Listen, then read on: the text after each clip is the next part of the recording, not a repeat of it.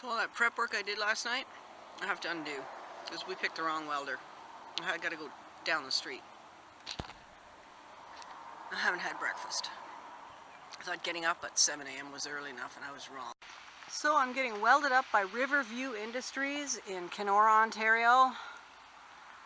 I got myself set up here. Gotta cook the dog's breakfast. My breakfast is ready, but I haven't had a chance to eat it.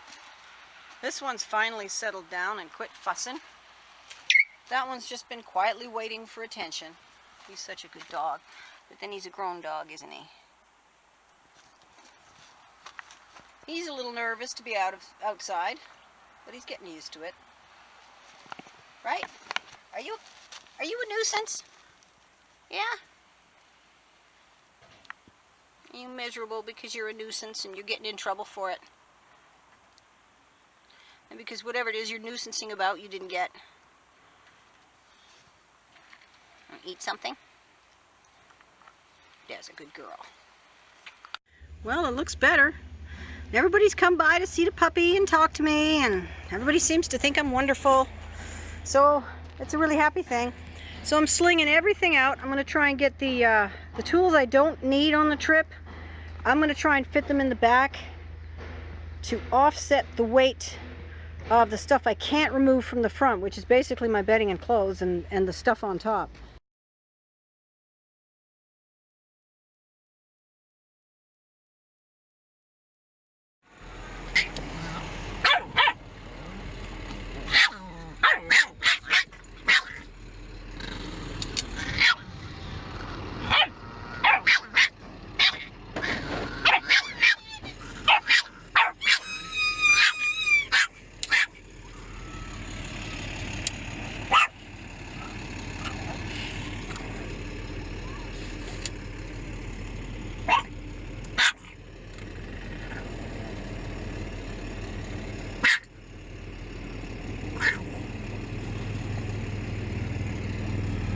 Renee, no.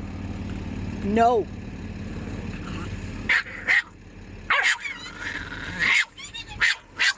She winds him up and she knows it. She's winding him up on purpose because she's bored.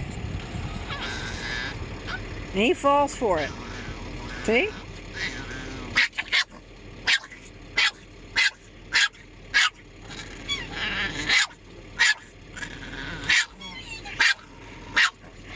She's a hell beast. He's a demon dog.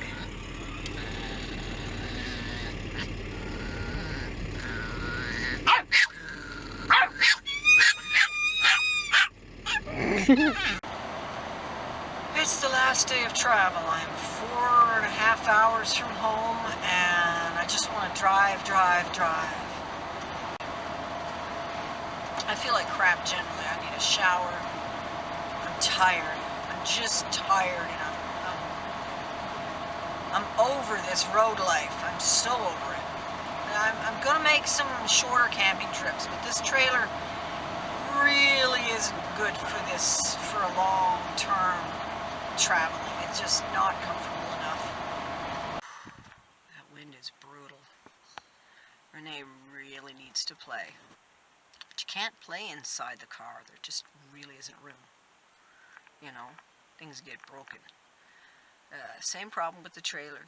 It's not room enough for her to play. What she needs is to be outside, but it's so cold, she won't do it.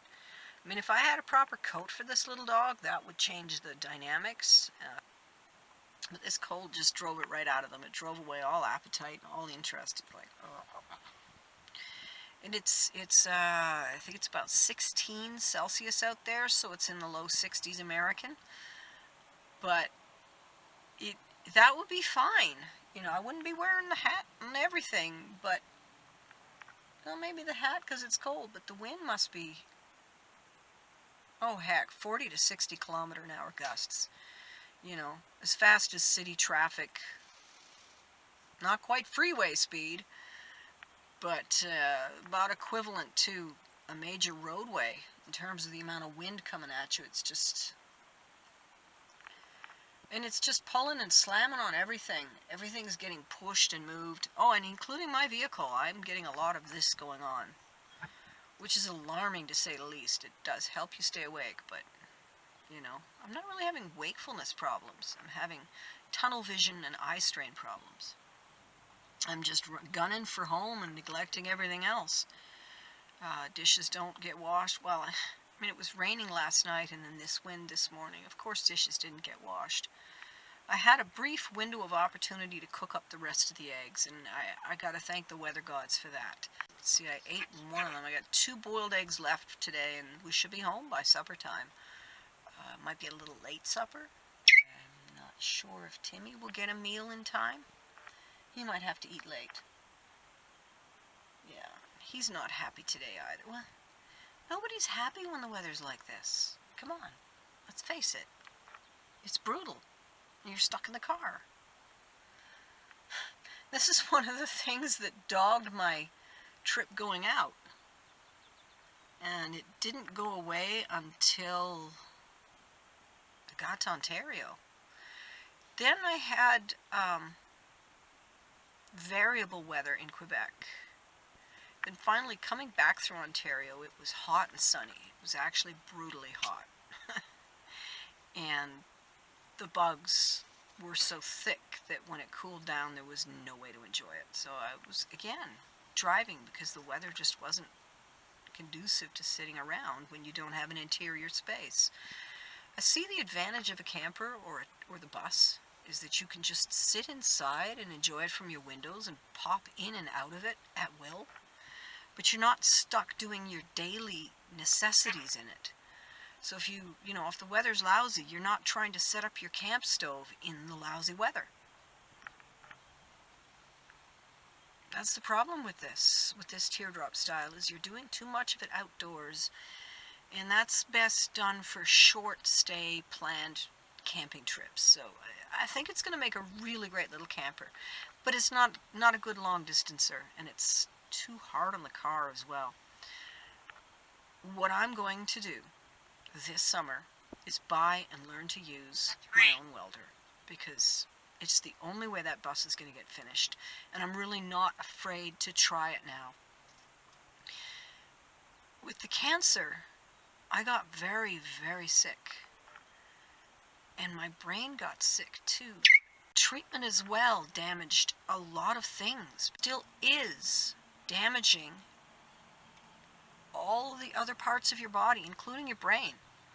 Chemotherapy does minor brain damage, and you can recuperate that if you continue to live healthfully, carefully, and well in the years following your treatment. Especially if you've been able to shake off the cancer and don't have to continue treatment constantly. People who are in continuous treatment, man, if they don't have families, they don't have nothing. Just wow. So I'm recovering, and now I'm thinking, there's absolutely no reason I can't learn to weld. And my biggest issue is I don't have the engineering experience to understand how to move things around in the yard. I can learn that. I believe again that I can learn things. It used to be the most natural thing in the world for me to acquire new knowledge and skills, but now it seemed like that was, wow, just took forever, and it was scary, and I'm feeling okay about it. So I'm going to buy a welder, and I'm going to finish that bus, and I'm going to be able to do these kinds of trips in much less gentle weather. I'll have a wood stove for warmth. The kitchen will be inside. It's going to be better. Typical prairie, blowing like crazy.